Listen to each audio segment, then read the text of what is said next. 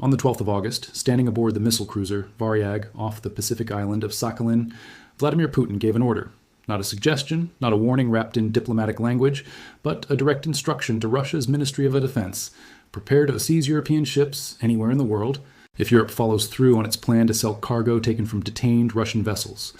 Putin called it piracy. He called it banditry. And he said in front of cameras that Russia would respond wherever we ourselves deem necessary and appropriate. Anywhere. That single phrase, delivered thousands of miles from the waters where this conflict is actually playing out, is why this story matters right now, and why ships from Rotterdam to Piraeus are suddenly a strategic target in a war that most people still think is confined to trenches in eastern Ukraine. Before going further, it's worth being precise about what has actually happened and what has not, because precision is the difference between understanding this story and being frightened by a headline. As of today, Russia has not seized a fleet of European cargo ships. There's no confirmed report of a mass boarding operation, no list dial of detained vessels, no video of Russian naval forces storming a container ship in the Mediterranean or the North Sea. What has happened is a threat, a specific, publicly declared military-backed threat from the president of Russia, paired with a direct order to his defense ministry to prepare a response. According to Reuters and Al Jazeera, Putin delivered this warning on Wednesday, while overseeing drills by Russia's Pacific Fleet near Sakhalin, and Russian state media outlet TASS quoted him saying, "Russian forces would be ready to act wherever we deem it necessary and appropriate." That is the difference between an order to prepare and an order that has already been carried out. Both matter. But they are not the same thing, and this script will not blur that line. So what actually triggered this moment? To understand it, you have to go back to something that has been quietly escalating in the Baltic Sea for nearly 2 years, Russia's so-called shadow fleet. This is not a term invented by tabloid journalists. It is used by NATO governments, by the European Union, by maritime insurers, and by investigative outlets like OCCRP to describe a very specific problem. Since the West imposed a price cap on Russian oil exports following the 2022 invasion of Ukraine, Moscow has relied on hundreds of aging, often unregistered or falsely flagged tankers to keep its oil moving and its war economy funded. These ships frequently sail without proper insurance, without a legitimate flag registry, and, in some documented cases, without any flag at all. According to investigations cited by the Center for European Policy Analysis and reporting from RFE-RL, this fleet now numbers in the hundreds of vessels, and it has become one of the most persistent flashpoints between Russia and the West outside the actual battlefield in Ukraine. The reason this suddenly boiled over into a presidential threat traces directly to a decision made in Brussels on the 23rd of July. On that date, the Council of the European Union adopted its 21st package of sanctions against Russia. This wasn't a minor bureaucratic update. According to circulars published by maritime insurers Guard, Scold, and the UK Defence Club, the package added 41 newly designated shadow fleet vessels, bringing the total number of EU-sanctioned ships to more than 670. For the first time, the EU also expanded its criteria to target vessels that merely support the shadow fleet, tankers that refuel or resupply sanctioned ships at sea, including 5 bunkering vessels caught doing exactly that. But the detail that matters most for this story is a single new power buried in the sanctions text. EU member states can now confiscate and sell cargo carried aboard any shadow fleet vessel they detain. Not just hold it, not just impound it, sell it.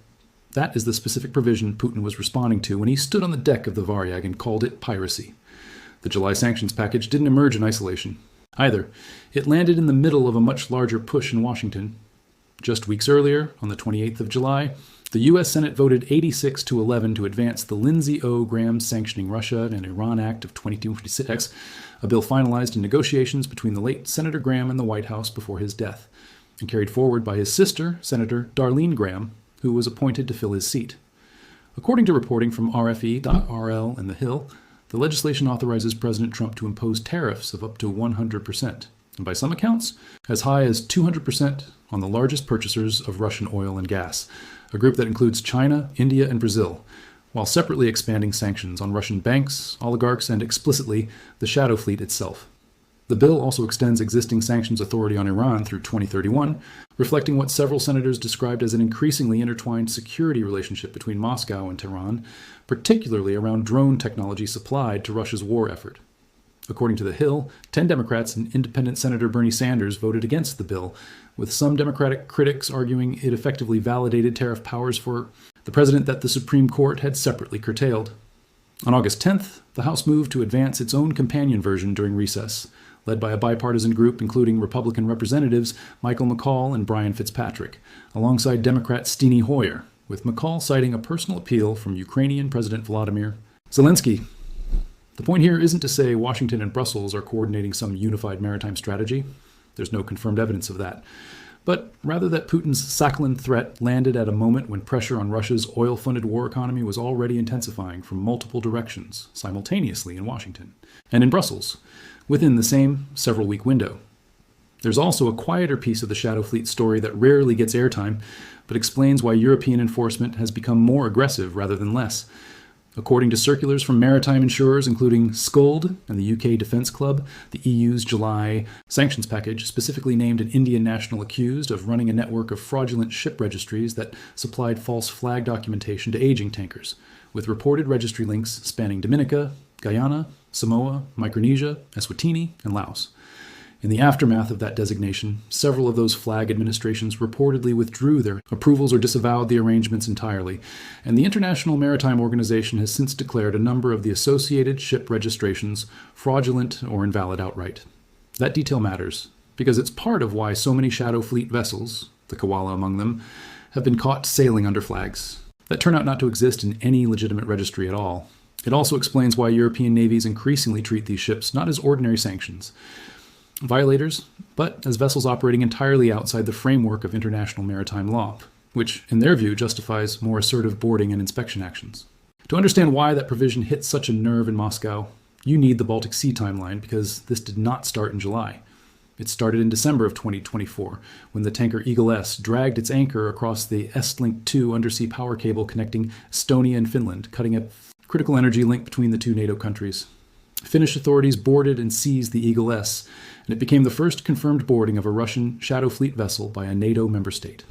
According to research published by the Small Wars Journal, when Finnish investigators searched the ship, they found advanced surveillance, transmitting and receiving equipment, along with an unauthorized Russian national serving as its operator, evidence that at least some of these tankers are doing far more than dodging sanctions. That was only the beginning. In April of 2025, Estonia detained the tanker Koala near Tallinn after the vessel was caught sailing without a valid flag. According to Reuters, the Koala had been flying a Djibouti flag, but Djibouti's own maritime authority told Estonian officials the ship wasn't in their registry at all. Estonian Prime Minister Kristen Michal announced the detention personally, saying his navy had caught a sanctioned vessel with no flag state. Just days before that, Estonia's navy had attempted to stop another tanker, the Jaguar, as it moved through the Gulf of Finland toward the Russian port of Primorsk. The Jaguar's crew refused to comply, and the ship escaped Estonian waters. And in the aftermath, Russia reportedly sent a fighter jet into Estonian airspace, which then escorted the tanker safely into Russian territory. NATO allies were formally notified. That incident alone should tell you how far this has already gone before Putin's speech in August. This is not a hypothetical maritime dispute. It is one that has already involved military aircraft violating NATO airspace. Estonia was not the only country testing these waters, in both senses of the phrase. According to analysis published by the Center for European Policy Analysis, France signaled its own willingness to intervene against Shadow Fleet vessels transiting the Bay of Biscay, on the opposite side of Europe from the Baltic, showing that European enforcement was never purely a Nordic or Baltic phenomenon, but part of a wider pattern, stretching across the continent's coastline. That same analysis pointed to repeated Estonian encounters, not just with the Koala, but with a separate vessel called the Jaguar, as evidence that Russia's Shadow Fleet was sailing largely unhindered for long stretches of 2025, in part because so few European states were willing to accept the operational and diplomatic risk of actually stopping these ships.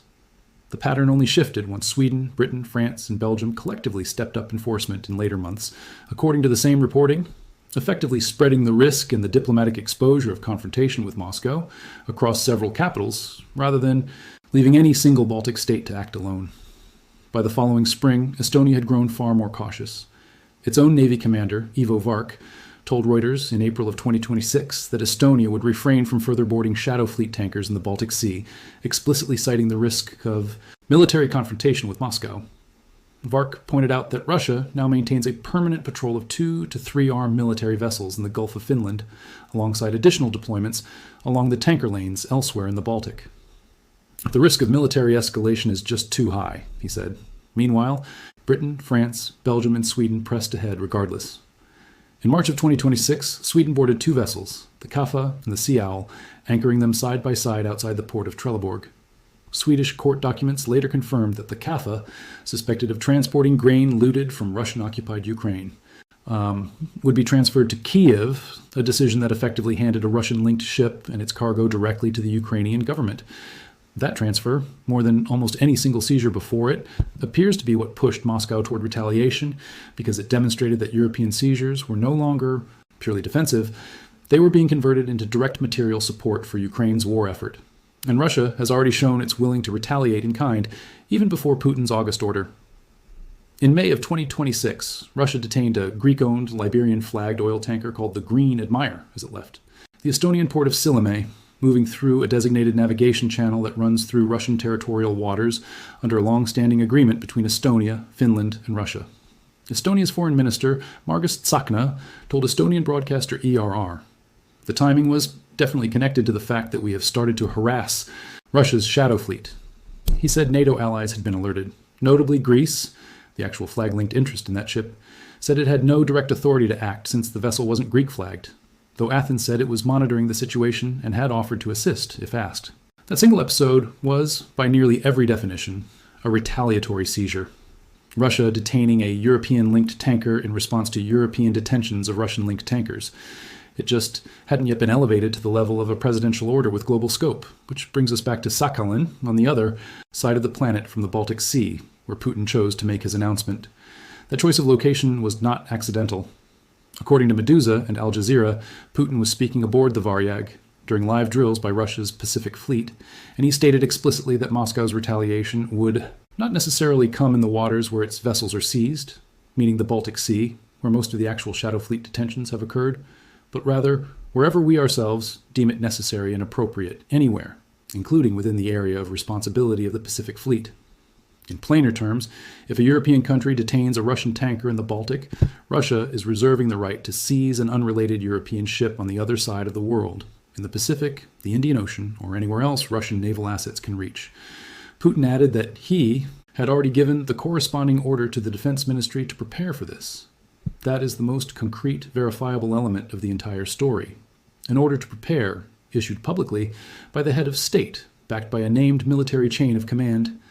It's also worth pausing on how unusual it is for a Russian president to issue this kind of order in front of cameras rather than through quiet internal channels. Public orders like this typically serve a dual purpose in Kremlin messaging. They instruct the military, but they also send a deliberate signal to European capitals, to markets, and to Moscow's own domestic audience that the president is taking visible, decisive action in response to what he frames as Western aggression against Russian shipping. Standing alongside Putin during the announcement was Pacific Fleet Commander Victor Lina, who added his own layer of specificity. According to Medusa's translation of his remarks, Lina told Putin that Russian forces already possess the capability to inspect and detain vessels belonging to what Moscow calls unfriendly states, as well as their own shadow fleets. "We know the routes, what they're carrying, and whose ships these are," Lina said. That is a claim of surveillance capability, not just naval strength. An assertion that Russian intelligence has been tracking the shipping patterns of NATO-aligned commercial vessels well before this speech was ever given. Whether that claim is accurate or exaggerated for effect is something outside media cannot independently verify, and it should be treated as a Russian government assertion rather than a confirmed fact. Putin didn't stop at shipping. In the same appearance, he accused NATO of expanding into the Asia-Pacific region, alleging the alliance is standing up new blocks there and stationing weapons Moscow. Considers aimed at Russia, according to reporting from the outlet covering the Sakhalin remarks. That accusation arrived just 1 week before joint U.S.-South Korean war games designed to simulate a potential invasion originating from North Korea. A coincidence in timing that several outlets flagged as relevant context, even though no direct link between the shipping threat and the Korea drills has been officially confirmed by any government. It's also worth noting, for full transparency, that North Korea has already sent thousands of troops and substantial weapons supplies to support Russia's now more than 4-year invasion of Ukraine, which is separately confirmed by multiple Western governments and is not in dispute. There's another layer to this story that rarely makes it into the mainstream coverage, and it goes to exactly why European seizures of Russian tankers carry more risk than they might first appear. An investigation published by OCCRP in June of 2026 found that Russian military personnel, including men with backgrounds tied to the Wagner Group and Russia's GRU military intelligence service, have increasingly been placed aboard Shadow Fleet vessels. By analyzing crew lists across 20 separate voyages of sanctioned tankers, OCCRP's reporters found that ships departing Russia's Baltic ports now regularly carry two-man teams with military backgrounds, officially listed as unnamed technicians. A senior European intelligence official, speaking to OCCRP on condition of anonymity, said the presence of these individuals certainly changes our risk calculus when we must decide whether to stop or seize the tanker.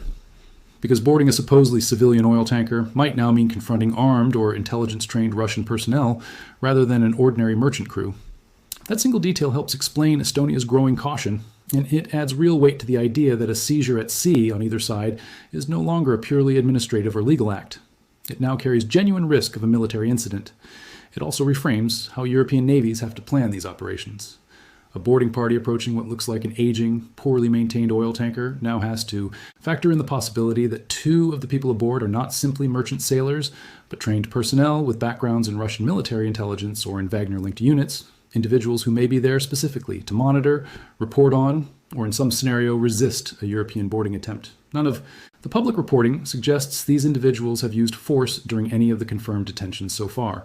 The Koala's crew, for example, was described by Estonian officials as fully cooperative, but the mere possibility is enough to change how a democratic government's navy calculates the risk of each individual stop, which is exactly the kind of pressure that can push a country like Estonia toward the restraint its own navy commander has publicly described. Not every government has drawn that same conclusion, though, which is worth noting on its own. Britain, France, Belgium, and Sweden have continued, stepping up enforcement even as Estonia pulled back, suggesting there is no single unified European doctrine on how aggressively to police the shadow fleet.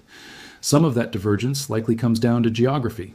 Estonia sits closest to Russia's main Baltic export terminals in the Gulf of Finland, and its Navy commander explicitly cited the permanent Russian military patrol operating in those waters as the deciding factor in Tallinn's restraint. France and Belgium, operating further from that concentrated Russian naval presence, may simply be making a different calculation about the odds of a direct confrontation. Whatever the reasoning, the result is a patchwork of enforcement across European waters rather than one single unified maritime strategy. And that patchwork is part of what Putin's threat is now testing. The insurance and shipping industry angle deserves its own moment here because it's often the part of this story that translates fastest into real-world consequences for ordinary consumers, long before any government makes a final decision.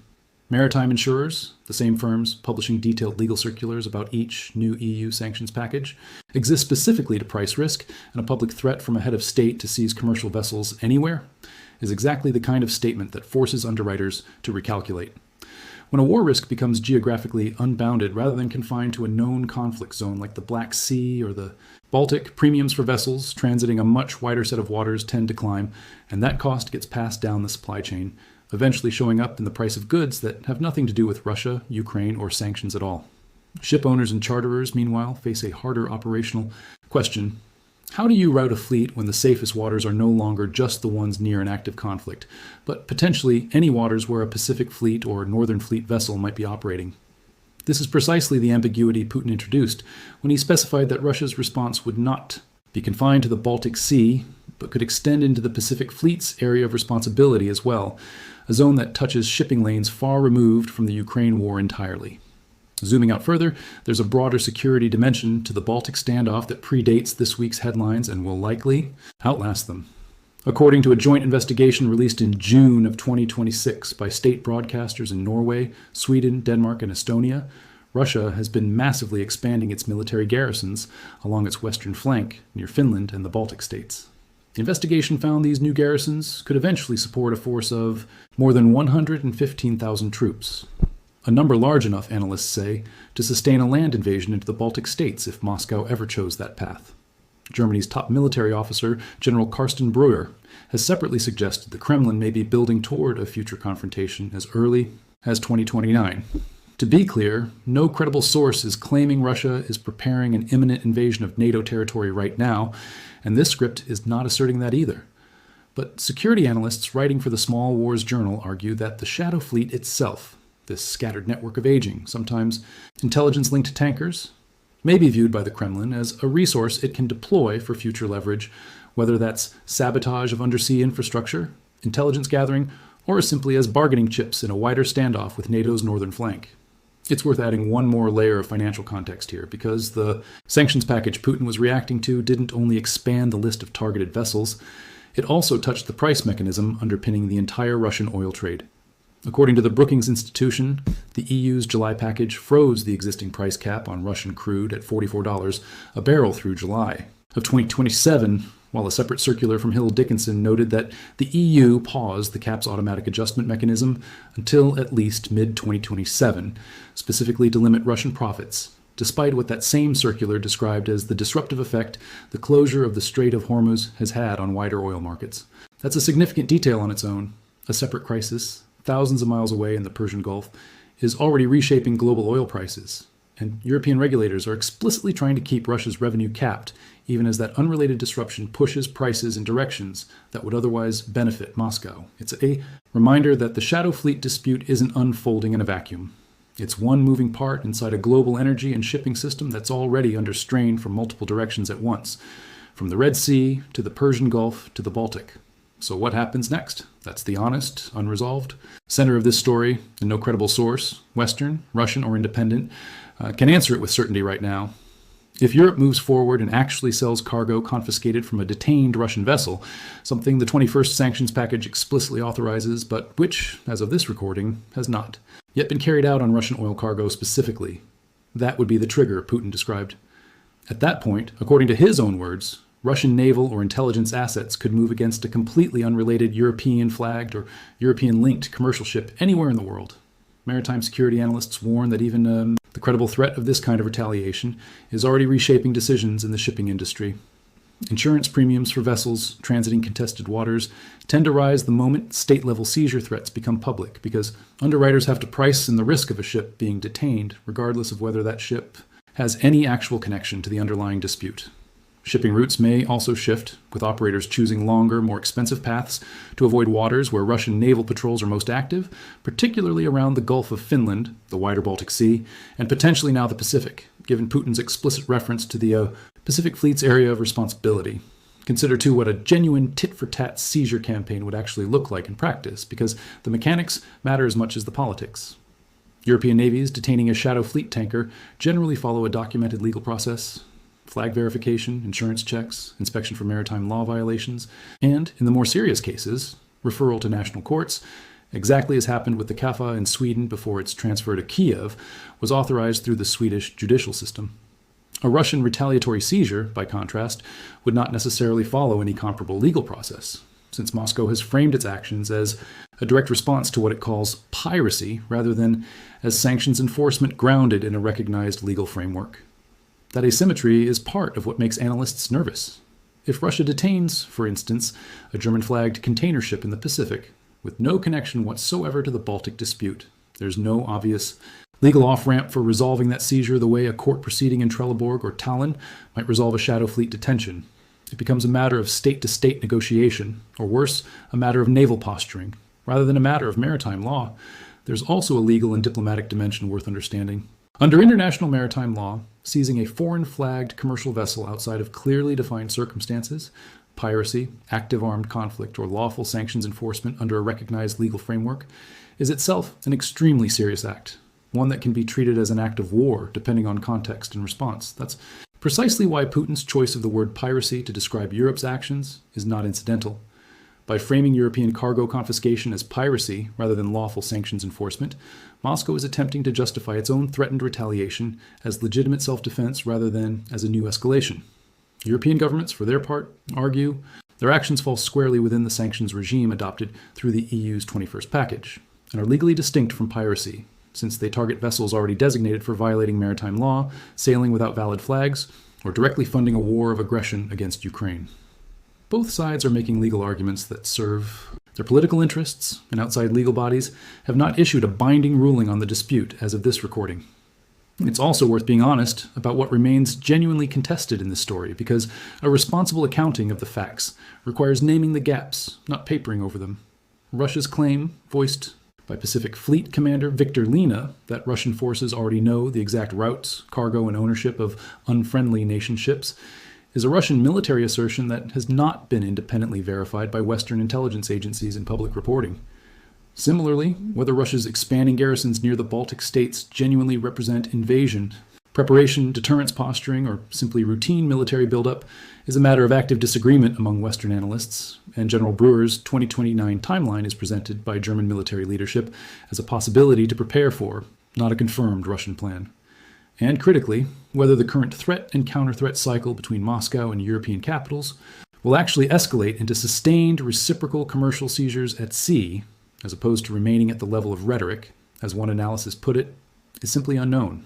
No wire service, no government spokesperson, and no maritime security analyst has claimed to know how this resolves. To be fully transparent about where this script's information comes from, the core facts about Putin's August 12th statement are drawn from Reuters, Al Jazeera, Euronews, RFE Engrel, and Medusa, all of which independently reported his remarks aboard the Varyag near Sakhalin, and all of which quoted Russian state agency TASS as the original source of his direct statements.